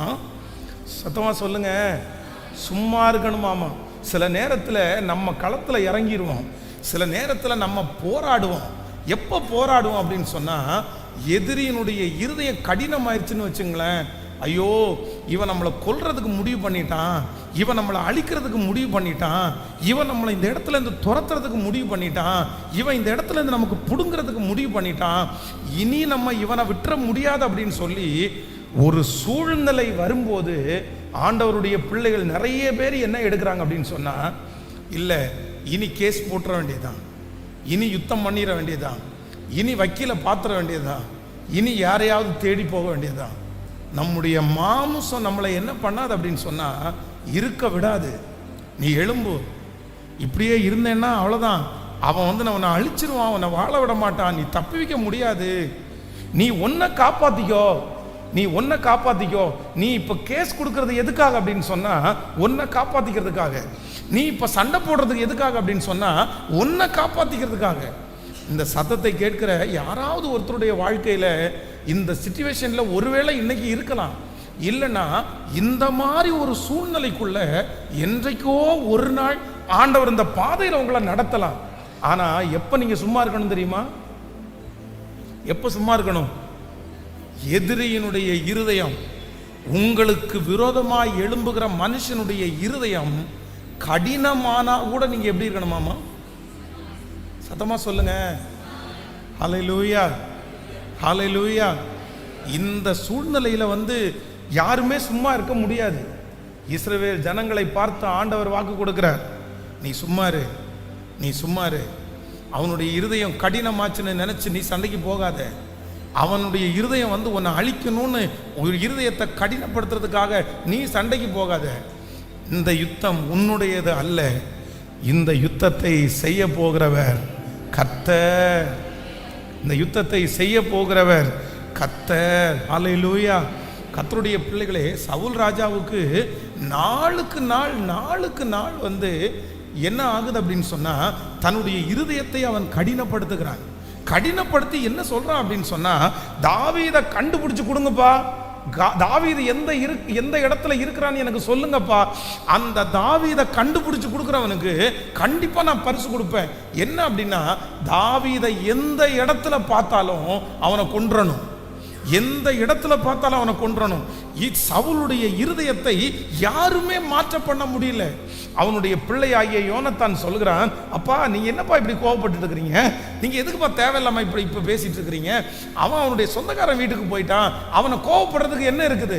தாவீதே வந்து சவுலுக்கு முன்னாடி என்ன சொல்றார் அப்படின்னா, ராஜா யாரை தேடுகிறார், ராஜா யாரை தேடுகிறார், இந்த தெள்ளு பூச்சியை தேடுறாரா? நான் ஒரு தெள்ளு பூச்சி, உங்க முன்னாடி நான் ஒண்ணுமே இல்லை, என்ன எதுக்கு தேடுறீங்க? ஆனா இவ்வளவு நடந்ததுக்கு பிற்பாடும் தன்னுடைய மகள் பாருங்க, கல்யாணம் பண்ணி வச்சுட்டு, மகள் வந்து அன்னைக்கு நைட்டு, இன்னைக்கு காலையில கல்யாணம் முடிஞ்சிருச்சு, இரவுல என் மகளோட அவன் படுத்திருப்பான், அவனை கட்டிலோட தூக்கிட்டு வந்து கொன்றலான்னு பிளான் கொடுக்குறாரு. ஆனா இதை யார் தெரிஞ்சா அப்படின்னா, அந்த சவுலுடைய மகள் தெரிஞ்சு இவரை தெரியாம அனுப்பி விட்டுட்டு அந்த பெட்டில் தலையெல்லாம் போட்டு இவங்க வரும்போது அந்த தாவீது தூங்குனது மாதிரி தூங்குனா அவங்க கட்டிலோட தூக்கிட்டு போய் கொல்றதுக்கு பார்க்குறாங்க. அப்போ தன்னுடைய மகள் சவுலத்தில் சொல்றாங்க, என்னப்பா நீங்க நினைச்சிட்டு இருக்கிறீங்க, எதுக்குப்பா உங்களுக்கு இவ்வளோ இருத கடினம், அவனை எதுக்கு கொல்லணும்னு நினைக்கிறீங்க? ஆனால் வேதம் சொல்லுகிறது, சவுல் தனக்கு விரோதமாய் இருதயத்தை கடினப்படுத்தினாலும் தாவீது என்ன பண்ணல அப்படின்னா, சவுலோட யுத்தம் பண்ணவே இல்லை.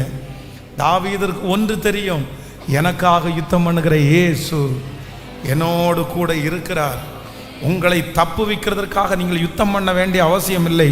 உங்களையும் என்னையும் தப்புவிக்கிறதற்கு கர்த்தர் என்னோடு கூட இருக்கிறார். என்னை தப்புவிக்கிறதற்கு தேவன் என்னோடு கூட இருக்கிறார். இந்த சத்தத்தை யாரோ ஒருத்தரிடத்துல பேசிட்டு இருக்கிறாரு. இன்னைக்கு ஒரு தீர்மானம் எடுங்க, நான் சும்மா இருக்கிறதுக்கு எனக்கு பலன் தாரும், நான் அமைதியா இருக்கிறதுக்கு எனக்கு பலன் தாரும், நான் கண்டுக்காம இருக்கிறதுக்கு எனக்கு பலன் தாரும், நான் அப்படியே பார்த்தும் பார்க்காம போகிறதுக்குரிய பலனை கர்த்தர் எனக்கு தாரும். நான் எந்த செயல்பாடும் எடுக்கக்கூடாது, என் கையில் நான் கத்தியை தூக்கக்கூடாது, என் கையில் நான் என்னுடைய ஆளுகையை எடுக்கக்கூடாது, என்னுடைய பவரை நான் எடுக்கக்கூடாது. நான் எப்படி இருக்கணும் அப்படின்னு சொன்னா, சும்மா இருக்கணும். ஹல்லேலூயா. கைகளை அசைத்து ஒரு ஹல்லேலூயா சொல்லலாம். எத்தனை பேர் ஆமோதிக்கிறீர்கள்? நம்பர் 1, நீங்கள் மறக்க மாட்டீங்கன்னு நம்புகிறேன். ஃபஸ்ட்டு நான் ஏன் சும்மா இருக்கணும் அப்படின்னு சொன்னால், என்னுடைய எதிரியினுடைய இருதயம் கடினமானாலும் நான் எப்படி இருப்பேன் அப்படின்னு சொன்னேன், சும்மா இருப்பேன். கைகளை உயர்த்தி சொல்லுங்க பார்க்கலாம். முழு பலத்தோட ஏசப்பாட்ட சொல்லுங்க, ஆண்டவரே என்னுடைய எதிரியினுடைய இருதயம் நாளுக்கு நாள் கடினமாகுது. கடினமாக ஆக எதையோ ஒன்று அந்த மனுஷன் செஞ்சுட்டே இருக்கிறான், அந்த மனுஷி செஞ்சுட்டே இருக்கிறான். அவன் ஜெயிக்கணுன்றதுக்காக என்னென்னமோ பண்றான். நாளுக்கு நாள் கொஞ்சம் மனம் இறங்குவாங்க, கொஞ்சம் விட்டு கொடுப்பாங்கன்னு நினைச்சா நாளுக்கு நாள் கோபம் அதிகமாயிட்டு இருக்குது. இப்படியே விட்டா அவன் என்ன அழிச்சிருவான், அவன் என்ன நிக்கிரகம் பண்ணிடுவான், அதுக்கு முன்னாடி நான் ஏதாவது செய்யணும் அப்படின்னு நினைக்கிற யாரோ ஒருத்தரை பார்த்து கர்த்தர் தடுத்து நிறுத்தி, எதிரியினுடைய இருதயம் கடினமானாலும் நீ பயப்படாதே, நான் உனக்காக யுத்தம் பண்ணுவேன், நான் உனக்காக யுத்தம் பண்ணுவேன். எதிரியினுடைய இருதயத்தை மாற்றுகிறதற்கு என்னுடைய தேவன் நல்லவராய் இருக்கிறார். ஹல்லேலூயா, ஹல்லேலூயா, ஹல்லேலூயா. நன்றியப்பா. என் எதிரிக்கு முன்பாக எனக்கு ஒரு பந்தியை ஆயத்தப்படுத்துகிற கர்த்தர், உள்ளார்ந்த மனிதன் நாளுக்கு நாள் புதிதாக்கப்படுகின்ற நேரம் இது.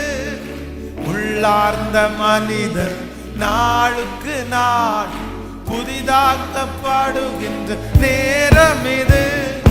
சோர்ந்து போகாதே, பாடுவோம்.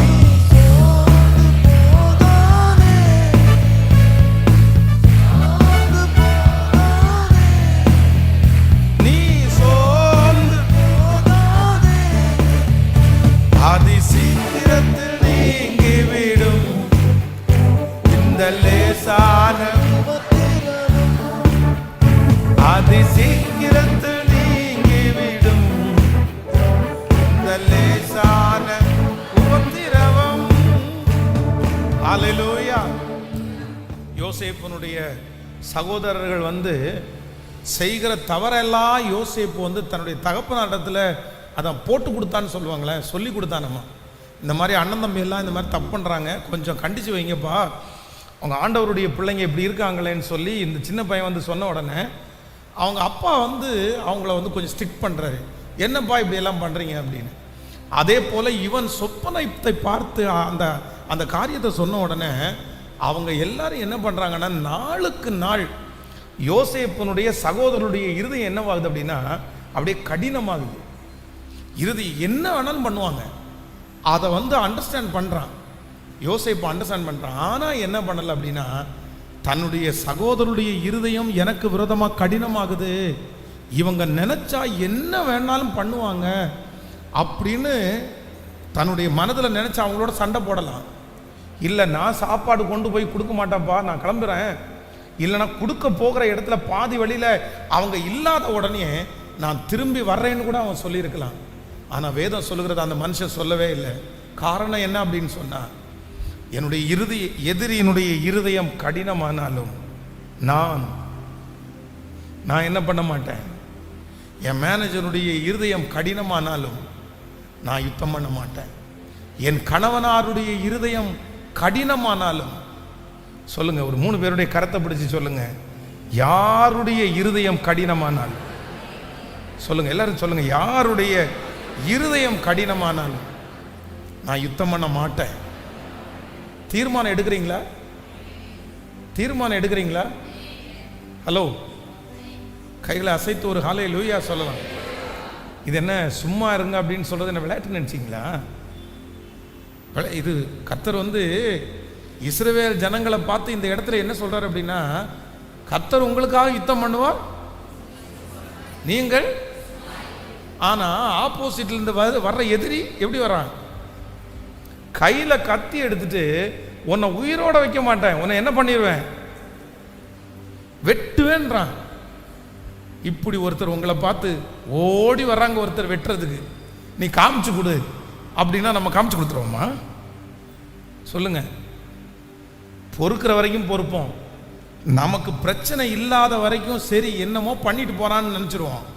ஆனா அவன் இருதயம் கடினப்பட்டு நம்மளை அழிக்கிறதுக்கு பிளான் பண்ணிட்டான்னா, நமக்கு நஷ்டம் உண்டு பண்றதுக்கு பிளான் பண்ணிட்டான்னா, நம்ம சைட்ல இருந்து ஏதாவது இருந்தா, ஹலோ, கணவன் மனைவிக்கு சண்டை நடக்குதுன்னு வச்சுங்களேன், ஒருவேளை மனைவியோ கணவனோ கோர்ட்டுக்கு போயிட்டான்னு வைங்களேன், கோர்ட்டுக்கு ஃபஸ்ட்டு போகிற ஆள் பக்கம் பக்கமாக எழுதுவாங்க.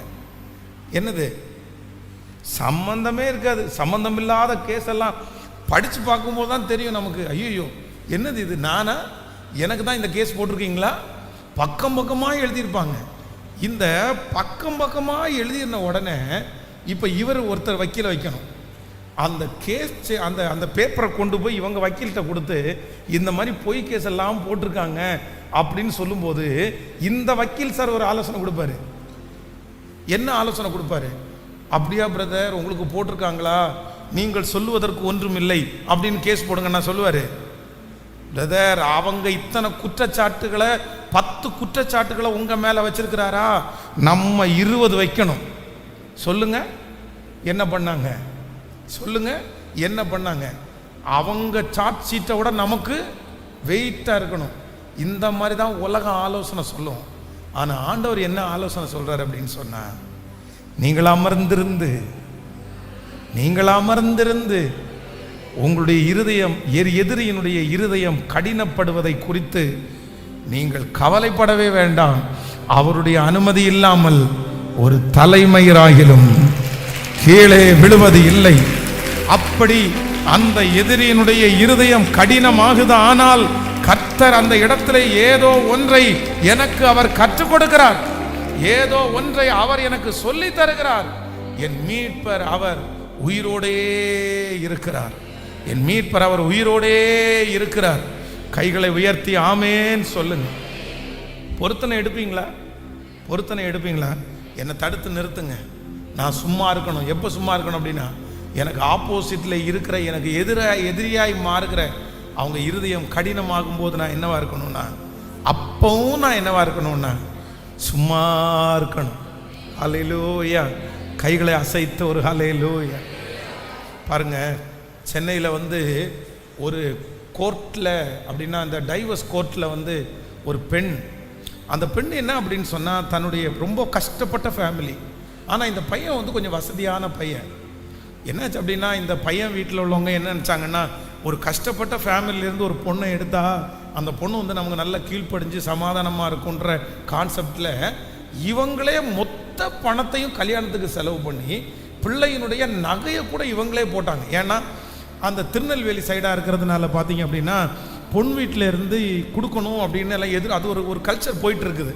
அவங்க கொடுத்தா தான் மரியாதை, சரி நீங்கள் ஒன்றுமே தரலன்னு நினச்சிடக்கூடாதுன்றதுக்காக பொண்ணுடைய நகையை இவங்க வாங்கி கொடுத்து கல்யாண செலவு மொத்தம் இவங்க பண்ணி ரொம்ப அழகாக கல்யாணம் பண்ணி முடித்தா இந்த பெண்ணு என்ன சொல்லுது அப்படின்னு சொன்னால், அவன் ரொம்ப அழகு இல்லை, அவன் ரொம்ப கருப்பாக இருக்கான், அதனால தான் நீங்கள் எனக்கு கல்யாணம் பண்ணி வச்சிங்க அப்படின்னு சொல்லி இந்த பிள்ளை தான் தோண்டித்தனமாய் தெரிஞ்சு, இல்லை நான் எதுவுமே பண்ண மாட்டேன், எதுவுமே செய்ய மாட்டேன் பார்த்தீங்க அப்படின்னு சொன்னால், அதுக்கு பிறகு நான் டைவர்ஸ் அப்ளை பண்ணுறேன்னு பண்ணும்போது அந்த பையன் பேரில் என்ன குற்றம் சாட்டினாங்கன்னா, இவன் ஒரு சைக்கோ. ஆனால் அந்த பையன் பார்த்தீங்கன்னா அப்ராணி, ரொம்ப அப்பாவி, ஐயோ ரொம்ப நல்ல பையன் அப்படின்னா எதிர்த்து கூட பேசாத ஆள். எப்படி இருக்கும் அந்த அம்மா அப்பாவுக்கு? வரதட்சணை எவ்வளோ கேட்டிருக்காங்க தெரியுமா? 5 crores, 5 கோடி ரூபாய். 5 கோடி ரூபாய். எனக்கு இந்த பையனை நான் விட்டு போகணும் அப்படின்னு சொன்னால், மியூச்சுவலாக நான் பிரியணும் அப்படின்னு சொன்னால் எனக்கு 5 கோடி ரூபாய் வேணும். அந்த பொண்ணு பக்கத்தில் இருக்கிற வக்கீல் பேசும்போது என்ன பேசுறாரு அப்படின்னு சொன்னால், சார் 5 கோடியை பொண்ணு பக்கத்தில் கேட்குறாங்க, நான் வேணா ஒரு 3 கோடி முடிச்சு கொடுக்குறேன். அந்த பொண்ணுக்கு கல்யாணம் பண்ணி கொடுத்து அந்த பொண்ணுக்கு நகை போட்டு கல்யாண செலவு மொத்தத்தையும் எடுத்து இந்த வீட்டில் இருந்து திருமணம் பண்ணிட்டு வந்தால் அந்த புள்ள இந்த வீட்டில் இருக்கிற பண ஆசையை பார்த்து 5 கோடி ரூபாய் கேட்டால் எப்படி? இருதயம் கடினமாக இருக்குது. எப்பா இறங்குங்கப்பா, இப்படி செய்யக்கூடாதுப்பா. நான் செய்ய மாட்டேன். ஒன்று பண்ணினாங்க, எந்த யுத்தமும் பண்ணலை. சரி அவங்க பாட்டு கேஸ் நடத்தட்டும் அப்படின்னு சொல்லி தினம் அந்த வீட்டில் இருக்கிற மகனும் அம்மாவும் அப்பாவும் சேர்ந்து உபவாசம் இருந்து ஜெபம் பண்ண ஆரம்பித்தாங்க. நடந்தது என்ன தெரியுமா? கோர்ட்டுக்காக இந்த பெண் தன்னுடைய பைக்கில் போகும்போது கரெக்டாக ஒரு ஆக்சிடெண்ட்டில் மாட்டிட்டா. அவளுடைய காலில் இருக்கிற எலும்பு ஒரு 6-7 இடத்துல முறிஞ்சிருச்சு. கிட்டத்தட்ட 6 மாதங்கள் உள்ளுக்குள்ளே ஆப்ரேஷன் பண்ணி உள்ள ராடு வச்சு ஸ்டிச் பண்ணிட்டாங்க. 6 மந்த்துக்கு பிறகு இந்த உள்ளே இருக்கிற ராடெல்லாம் எடுக்கலாம் அப்படின்னு போனால் உள்ள பஸ் வச்சிருச்சு. உள்ள 1.5 வருஷம் ஆகுது. 1.5 வருஷமா அந்த பிள்ளைக்கு ஒன்று மாறி இது முடிஞ்சா அடுத்தது, இது முடிஞ்சா அடுத்து, இது முடிஞ்சா அடுத்து. 1.5 வருஷமா அந்த பிள்ளையினுடைய கேஸை தொடரவே விடாம இன்னைக்கு வரைக்கும் ஆண்டவர் யுத்தம் பண்ணிட்டு இருக்கிறார். கர்த்தர் யுத்தம் பண்ணிட்டு இருக்கிறார்.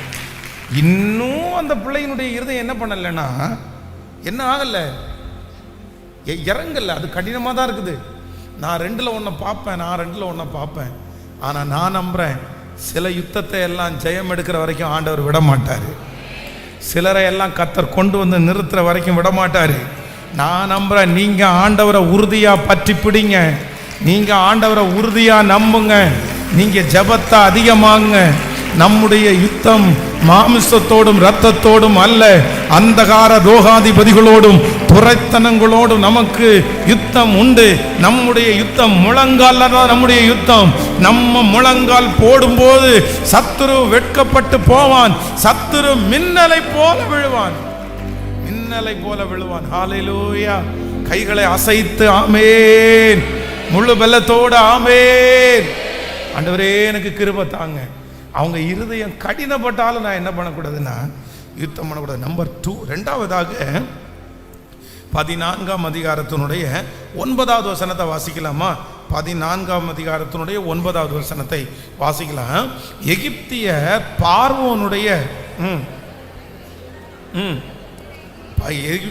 பார்வோனுடைய சகல குதிரைகளோடும் ரதங்களோடும் அவனுடைய குதிரை வீரரோடும் சேனைகளோடும் அவர்களை தொடர்ந்து போய் சமுத்திரத்து அண்டையிலே பாகால் செயோவிலுக்கு எதிராக இருக்கிற ஈரோத் பள்ளத்தாக்கின் முன்னாடியிலே பாளையம் இருக்கிற அவர்களை கிட்டினார்கள். இந்த வசனத்தில் நீங்கள் அண்டர்லைன் பண்ண வேண்டிய ஒரு வேர்டு என்ன அப்படின்னா, கிட்டினார்கள். சொல்லுங்க. அப்படின்னா இதுவரையிலும் இவங்க எகிப்திலிருந்து கிளம்பி வந்துட்டாங்க. இவங்க என்ன நினைச்சிட்டு வந்துட்டாங்க அப்படின்னு சொன்னா, ரொம்ப வேகமெல்லாம் அவங்க ஓடலை, குதிரையை பிடிச்சி அப்படியெல்லாம் ஓடலை. ஏற்கனவே பார்வோனுடைய அரண்மனையிலிருந்து ஒரு செய்தி புறப்படுது, இந்த ஜனங்கள் வீட்டுக்கு போங்கன்னு சொல்லல, அவங்கள துரத்தி விடுங்க. நம்ம பாடுவோம், பொன்னோடும் பொருளோடும் புறப்பட செய்தாரே. அப்படின்னா இந்த இஸ்ரவேல் ஜனங்கள் கிட்டத்தட்ட 400 வருடமா எகிப்தியருடைய வீட்டில் என்னென்ன சேர்த்து வச்சிருந்தாங்களோ எல்லாத்தையும் கொடுத்து அவங்கள என்ன பண்ணாங்க? போனா போதுப்பா, போனா போதுப்பா, எதை வேணா எடுத்துட்டு போப்பா, தங்கமா எடுத்துட்டு போப்பா, கம்மலா எடுத்துட்டு போப்பா, பைக்கா எடுத்துட்டு போப்பா, காரா, நீ என்ன பண்ணனா போதும் சொல்லுங்களேன். போனா போதும், போனா போதும். இப்போ போனா போதும்னு அனுப்பி வச்சா நம்ம ரொம்ப வேகமா போவோமா இல்லை ஸ்லோவா போவோமா? அப்ப இஸ்ரவேல் ஜனங்கள் எகிப்தியர் தங்களை பின்தொடர்ந்து வருவாங்கன்னு அவங்க கனவுல கூட என்ன பண்ணல, அவ்வளவுதான் கிளம்பியாச்சு. ஆனா வேதம் சொல்லுது, இங்கே பார்வோனுடைய இருதயம் கடினப்பட்டதுனால அவங்க என்ன பண்றாங்கன்னா குதிரையும் ரதமும் எடுத்து ஆயத்தம் பண்ணி செங்கடலை கடந்துட்டான்னு நம்ம பிடிக்க முடியாது. எங்க அவங்கள அரெஸ்ட் பண்ணணும்? எங்க அரெஸ்ட் பண்ணணும்? செங்கடலுக்கு முன்னாடி அரெஸ்ட் பண்ணணும்ப்பா, அங்க அவனை பிடிக்கணும்ப்பா. கிளம்பு கிளம்பு. இன்னைக்கு நீங்க அந்த செங்கடல், அந்த ரெட் சி பக்கத்தில் பார்த்தீங்க அப்படின்னு சொன்னா ஒரு பெரிய பள்ளத்தாக்கு மாதிரி வெட்டி அதை கனெக்ட் பண்ணி அதுல இப்ப கப்பல் விடுறாங்க. இப்போ அந்த இடத்துல. ஆனா அப்போ யாருமே அந்த கரைக்கு போக முடியாது, கடலை தாண்டி போக முடியாது. செங்கடல் எதிராக அவங்களுக்கு நின்றுச்சு. முன்னாடி செங்கடல், எதிராக இருக்கிற பார்வோனுடைய சேனை 1 கிலோமீட்டருக்கு அந்த பக்கம் இருந்தா கூட நம்ம என்ன பண்ணுவோம் அப்படின்னு சொன்னா, சரி சரி பரவாயில்ல, இன்னும் கொஞ்சம் டைம் இருக்குது, நம்ம வேற ஏதாவது யோசிக்கலாம் அப்படின்னுவோம். ஆனா அவங்க எங்க வந்தாச்சு? கிட்ட வந்தாச்சு, பக்கத்துல வந்தாச்சு. அவங்க தலையை பார்த்துட்டாங்க, அவங்க குதிரையை பார்த்துட்டாங்க. இப்ப ஆண்டவர் என்ன சொல்றாரு? கேட்கல. நீங்க என்ன சொல்லுவீங்க? ஆண்டவர் உங்களை பார்த்து கேட்டா என்ன சொல்லுவீங்க? உங்களுடைய எதிராளி இன்னும் எனக்கு இந்த கேஸ் முடிகிறதுக்கு, இல்லைன்னா இந்த பிரச்சனை முடிகிறதுக்கு, இல்லைன்னா அவன் பக்கத்தில் வரல, சரி தூரத்துல இருந்து தான் கத்திட்டு இருக்கிறான், இங்கே தான் கத்திட்டு இருக்கான், அது வரைக்கும் நம்ம அமைதியா இருப்போம். ஆனா எப்போ அமைதியா இருக்க மாட்டோம்? கேட்கல. கண்ணுக்கு எதிராக வந்துட்டான். ஆனா ஆண்டவர் இந்த இடத்துல என்ன சொல்றாரு அப்படின்னா, நீ சும்மா இரு. இந்த சத்தம் யாரோ ஒருத்தருக்காக ஆண்டவர் பேசலாம். பாஸ்டர் பக்கத்துல வந்துட்டான், நான் இதுக்கு வேற வழியே இல்லை, நான் எதிர்த்தே ஆகணும், நான் சண்டை போட்டே ஆகணும், நான் கத்திய தூக்கியே ஆகணும், நான் ஒரு கேஸை போட்டே ஆகணும். ஏன் அப்படின்னா இது வரைக்கும் அவன் மிரட்டிட்டு தான் இருந்தான், இது வரைக்கும் தூரத்துல இருந்து சத்தம் போட்டு தான் இருந்தான். ஆனா இப்போ அட் பிரசன்ட் அவன் என்ன பண்ணிட்டான் அப்படின்னா வாசல் பக்கத்துல வந்துட்டான். இனியும் நான் அமைதியா இருக்க முடியாது. எப்படி நான் அமைதியா இருக்க முடியும்? நான் அமைதியா இருக்க மாட்டேன். நான் ஏதாவது ஒன்று செய்யணும். உங்களுடைய இருதயம், யாரோ ஒருத்தருடைய இருதயம் அப்படி சொல்லிட்டே இருக்கலாம். ஆனா ஆண்டவர் உங்களை பார்த்து என்ன வாக்கு கொடுக்குறாரு அப்படின்னு சொன்னா, நீங்க எப்படி இருக்கணுமா? மாமா, எனக்கு விரோதமாய் என்னோடு யுத்தம் வருகிற எதிரி என்னுடைய கிட்ட வந்தா கூட எப்படி இருக்கணுமாமா? அப்போ பாஸ்டர் வெட்டிட்டு போட்டுன்னு நினைக்கிறீங்களா? நல்லா நினைச்சுங்க. ஈசாக்கை கொண்டு போய் ஆபிரகாம் பலி செலுத்தும் போது கட்டை எடுத்து தூக்கி தலை மேல வச்சாச்சு. ஆண்டவர் அமைதியா இருக்கிறார். இப்போ அந்த மோரியா மலையில ஏறி போறாங்க, அப்போ ஆண்டவர் அமைதியா இருக்கிறார். அவன் பலிபீடத்துல கட்டி விறகெல்லாம் அடுக்கி ஈசாக்க தூக்கி எங்க வைக்கிறாரு? அதுக்கு மேல வச்சு பலிபீடத்துல வச்சு கட்டியாச்சு. கர்த்தர் அமைதியா இருக்கிறாரு. இப்போ எப்ப ஆண்டவர் கிரியை செய்யறாரு அப்படின்னா, கத்தியை எடுத்து எங்க அது வரையிலும் ஈசாக்கு தன்னுடைய நெஞ்சில ஒரு பதட்டம், ஒரு பயம் இருந்திருக்கும்.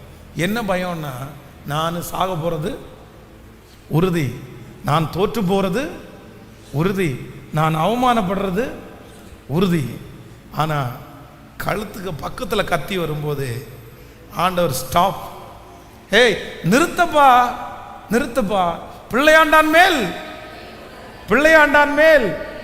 சிஸ்டர், 10 அடி தூரத்தில் இருக்கும்போது நீங்க பயப்பட வேண்டாம். சிலர் 100 அடி தூரத்தில் இருக்கும்போது பயப்பட, ஐயோ வந்துட்டான், பக்கத்தில் வந்துட்டான், 1 கிலோமீட்டர் தான் இன்னும் இருக்குது, இன்னும் கொஞ்ச நாள் தான் இருக்குது. கர்த்தர் சொல்ற, நீ பயப்படாதீங்க. வாசல்ல வந்துட்டாங்களா, பயப்படாதீங்க. கத்திய ஓங்கிட்டாங்களா, பயப்படாதீங்க. கர்த்தர் சொல்றாரு, கத்திய ஓங்குற வரைக்கும் தான் கர்த்தர் அமைதியா இருப்பார். கத்தி உங்க மேல படுவதற்கு, அந்த பிரச்சனை உங்க மேல படுவதற்கு நல்ல கரங்களை தட்டி முழு பலத்தோட நிச்சயமா ஆண்டவர் விடவே மாட்டார். கத்தி என் மேல படுவதற்கு ஆண்டவர் விடவே மாட்டார், என் மேல விட மாட்டார். அன்றியும் அவருடைய தீர்மானத்தின்படி அழைக்கப்பட்டவர்களாகி தேவனிடத்தில் அன்பு கூறுகிறவர்களுக்கு சகலமும், சொல்லுங்க சகலமும். எனக்கு ஒரு கிருபையை கொடுங்க ராஜா, எனக்கு ஒரு கிருபை கொடுங்க. என்ன கிருபைன்னா, நான் சும்மா இருக்கணும். எப்போ சும்மா இருக்கணும் அப்படின்னு சொன்னா, என்னுடைய எதிரி, எனக்கு விரோதமான மனிதர்கள் என்னுடைய பக்கத்திலேயே வந்தாலும், இனி வழி இல்லைன்னு சொல்ற சூழ்நிலை வந்தா கூட நான் அந்த இடத்துல என்னவா இருக்கணும் அப்படின்னு சொன்னேன், யார் பார்த்து கொள்வார் என்றார், யெகோவா ஈரே, கர்த்தர் பார்த்து கொள்வார். ஈசாக்கு ஏசேக்குல வந்துட்டாங்க, சரி பரவாயில்ல. இப்ப எங்கேயும் அவங்க விடல அப்படின்னு சொன்னா, சித்தனாவிலும் அவங்க விடல, சித்தனாவிலும் அவங்க விடல. ஆனா ஆண்டவர் அவங்களுக்கு பக்கபலமா இருந்தாரா? அந்த தேவன் தான் இன்றைக்கு வாக்கு கொடுக்கிறார், நான் உனக்காக, சொல்லுங்க, நான் உனக்காக யுத்தம், நான் உனக்காக யுத்தம். சொல்லுங்க, ஆண்டவரே இந்த வார்த்தையை நான் நம்புறேன். ஆண்டவரே, நீர் எனக்காக யுத்தம் பண்ணுகிறவர், நீர் எனக்காக யுத்தம் பண்ணுகிறவர். சொல்லுங்க, முழு பலத்தோட சொல்லுங்க, ஆண்டவரே நீர் எனக்காக யுத்தம் பண்ணுகிறவர், நீர் யுத்தம் பண்ணுகிறவர்.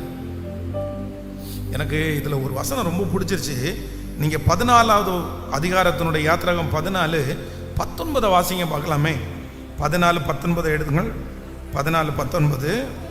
அப்பொழுது இஸ்ரவேலின் சேனைக்கு முன்பாக நல்லா கவனிங்க, தெளிவா வாசிங்க. அப்பொழுது இஸ்ரவேலரின் சேனைக்கு முன்பாக நடந்த தேவதூதனானவர் விலகி அவர்களுக்கு பின்னாக நடந்தார். அவர்களுக்கு முன் இருந்த மேக ஸ்தம்பம் விலகி அவர்கள் பின்னே நின்றது. இன்னொன்னு வாசிங்க அடுத்து. அது எகிப்தியரின் சேனையையும் இஸ்ரவேலின் சேனையையும் ராம் முழுவதும் ஒன்றோடொன்று சேராதபடி அவைகள் நடுவிலே வந்து எகிப்தியருக்கு அது மேகமும் அந்தகாரமுமாய் இருந்தது, இஸ்ரவேலுக்கோ அது இரவை. அல்லேலூயா, அல்லேலூயா. ஆண்டவர் யுத்தம் பண்ணாதீங்கன்னு சொன்னதுக்கு ஒரு பெரிய அர்த்தம் இருக்குது. ஆண்டவர் யுத்தம் பண்ணாதீங்கன்றதுக்கு ஒரு நோக்கம் இருக்குது.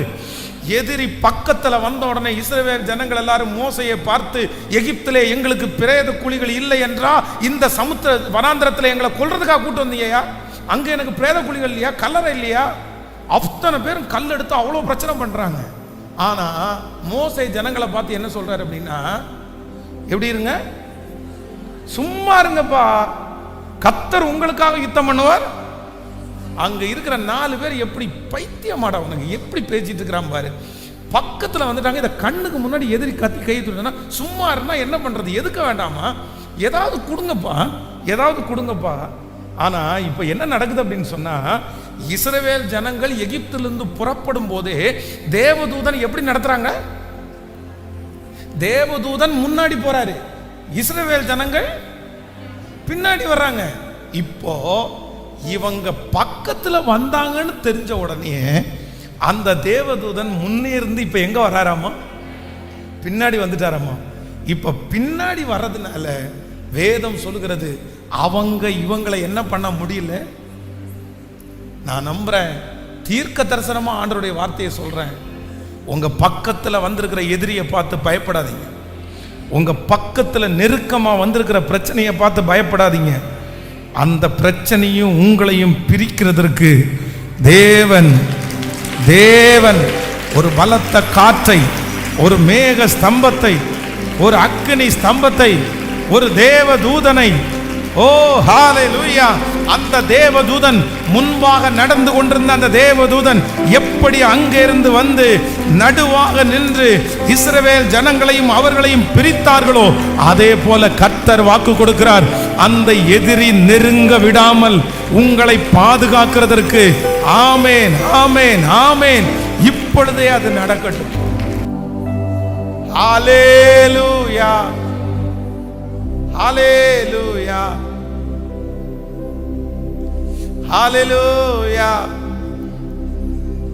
எதிரிகள் வெட்டுண்டு மடிய செய்கிறவர். உம்மால் ஆகும், எல்லாம் ஆகும். கூடாதது ஆகாதது உங்களால ஒண்ணுமே இல்லப்பா, எல்லாமே உங்களால ஆகும். அலங்கார வாசலிலே அலங்கோலம் உடவன் என்று நடந்தானே இயேசு நாமத்து. அலங்கார வாசலிலே அலங்கோலம் உடவன் என்று நடந்தானே இயேசு நாமத்து. சொல்லுவோம், உம்மாலாகும் எல்லாம்.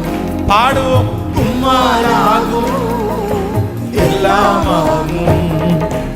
ஆகாததே எதுவும் இல்லை, உம்மால் ஆகாதது எதுவும் இல்லை. ஆகாததே எதுவும் இல்லை, உம்மால் ஆகாதது எதுவும் இல்லை.